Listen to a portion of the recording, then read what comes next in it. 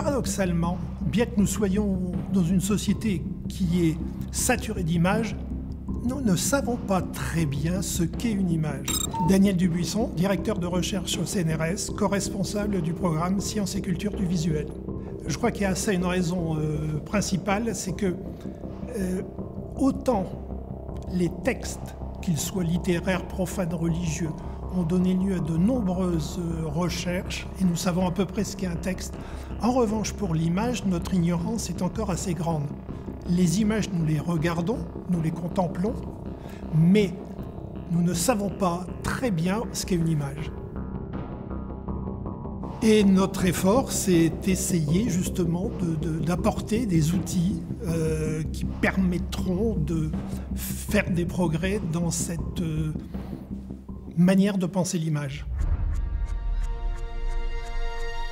Dès le départ, pour ce projet, nous avons voulu faire un projet pluridisciplinaire, c'est-à-dire qui associe aussi bien des gens des sciences humaines, comme l'histoire de l'art, des gens des sciences cognitives et de la communication, des spécialistes de l'informatique et des nouvelles technologies, et également des artistes. J'essaye de réunir les compétences de chacun pour qu'ils sortent de leur pratique habituelle au sein de leur discipline et qu'ils s'interrogent sur des problèmes peut-être plus généraux et, je dis entre guillemets, plus théoriques puisque ça concerne quand même un progrès dans les connaissances.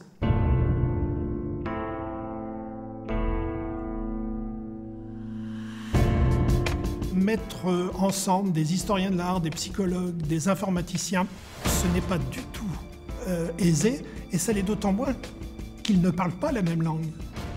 Et simplement cela est un challenge à relever aussi.